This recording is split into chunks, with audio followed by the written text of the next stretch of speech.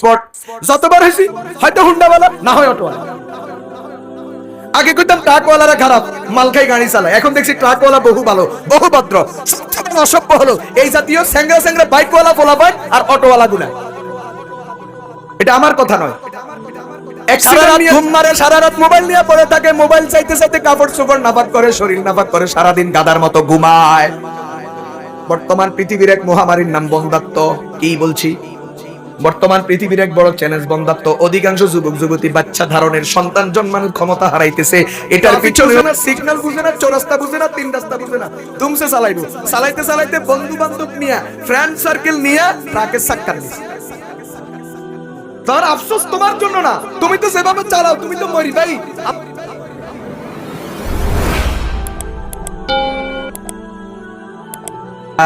বন্ধু বান্ধব নিয়ে আড্ডা মারে, পাবজি, ফেসবুক, ফ্রি ফায়ার, এরপরে অনলাইনে জুয়া খেলে। আসেনি অনলাইনে জুয়া?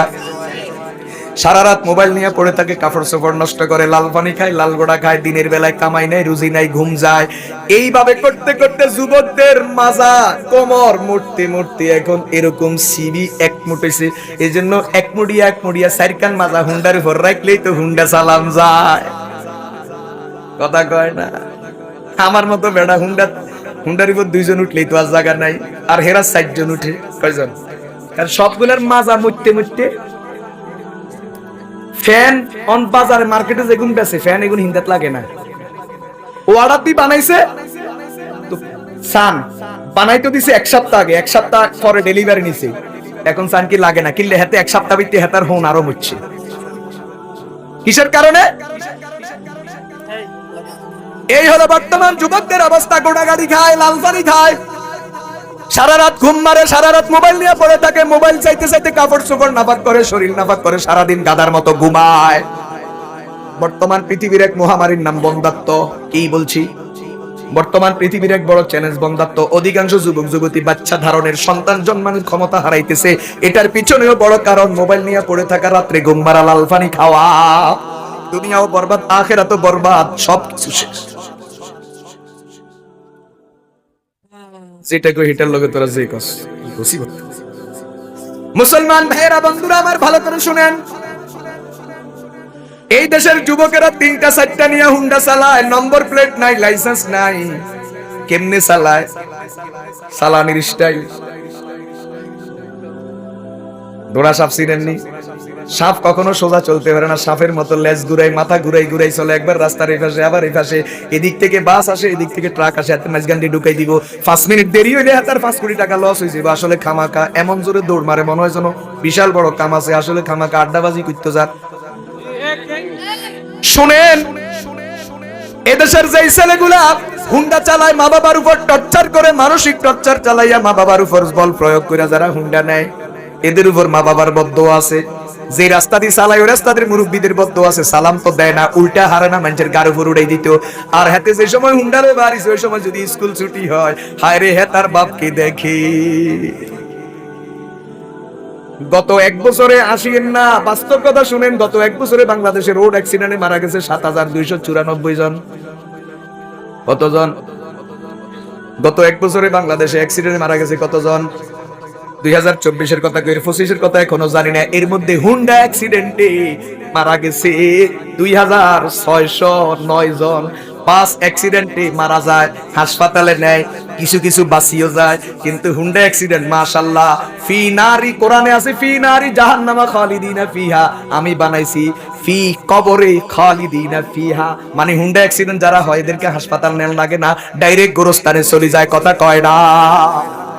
কারণ বাস অ্যাক্সিডেন্ট বলো, সিএনজি অ্যাক্সিডেন্ট বলো, যে কোনো অ্যাক্সিডেন্টের মধ্যে আগে ধাক্কা গাড়ির বডির মধ্যে লাগে, এরপরে তোমার গায়ে লাগবে। কিছুটা হলেও গাড়ির বডির মধ্যে ধাক্কা খাইয়া তোমার গায়ে ধাক্কা কিছুটা হলেও কম আসে। কিন্তু বাইক অ্যাক্সিডেন্টে যারা মারা যায়, ডাইরেক্ট ধাক্কাটা নিজের গায়ের মধ্যে, মাথা থেতলে যায়, মাথার মগজ বেরিয়ে যায়, চেহারা থেতলে যায়, চেহারা চেনা যায় না, পেটের নাড়ি বড়ি রাস্তায় গড়ায়া যায়, রাস্তায় পড়ে যায়, লেট দিয়া যায়। এরে বেটা তুই মরছ, তোর জন্য আমি আফসোস করি না, আমি আফসোস করি তোর মায়ের জন্য।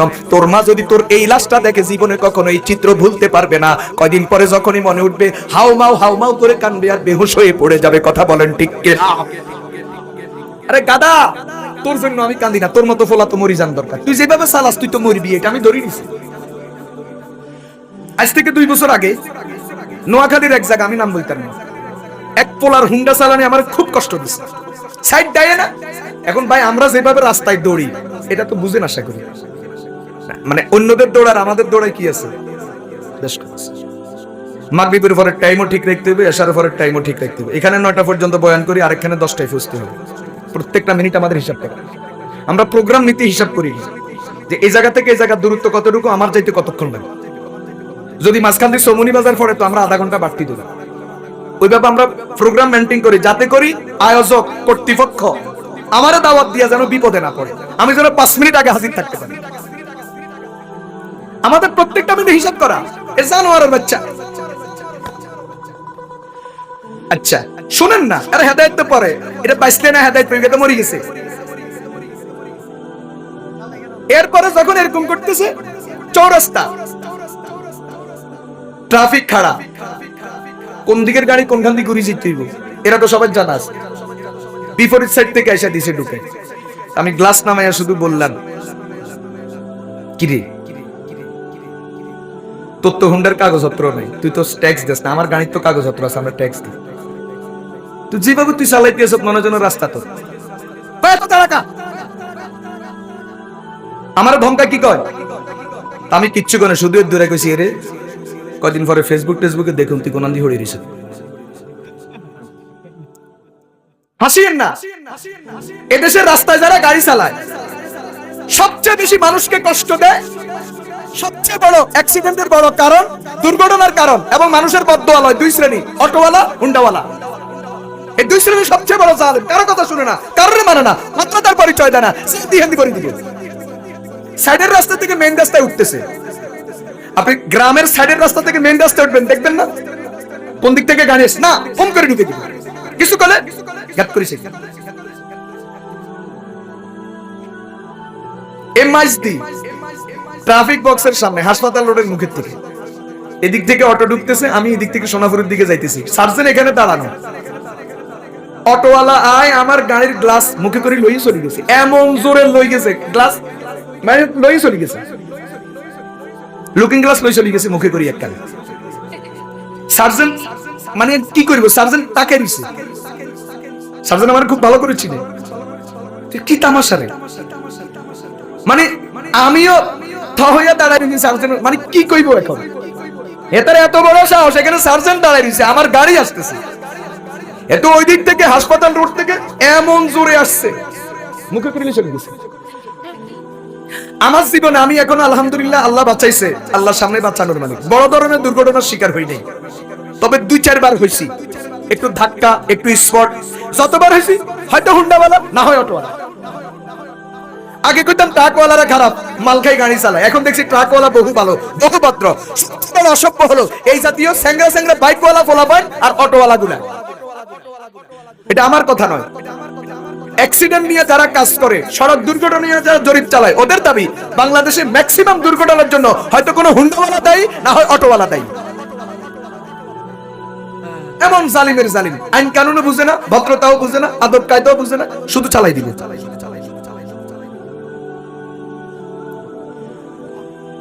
আল্লাহ তাআলা হেদায়েত করেন। তো কথা বলতেছিলাম, এটাও কিন্তু আমাদের ছেলেদের বদদোয়ার কারণ। মা বাবাকে টর্চার করিয়া, বল প্রয়োগ করিয়া, প্রেসার দিয়া, হুমকি ধমকি দিয়া বাইক আদায় করে, আর বাইক চালায় বন্ধু বান্ধব 5-10টা নিয়ে, 5-7টা নিয়ে এইভাবে চালাইবে। রাস্তার এই পাশে একবার, এই পাশে একবার, বাজার বুঝে না, ট্রাফিক বুঝে না, সিগন্যাল বুঝে না, চৌরাস্তা বুঝে না, 3 রাস্তা বুঝে না, দুমসে চালাইবো। চালাইতে চালাইতে বন্ধু বান্ধব নিয়ে, ফ্রেন্ড সার্কেল নিয়ে ট্রাকের চাক্কা নিছে। তার আফসোস তোমার জন্য না, তুমি তো যেভাবে চালাও তুমি তো মরি ভাই, আমার আফসোস তোমার মায়ের জন্য।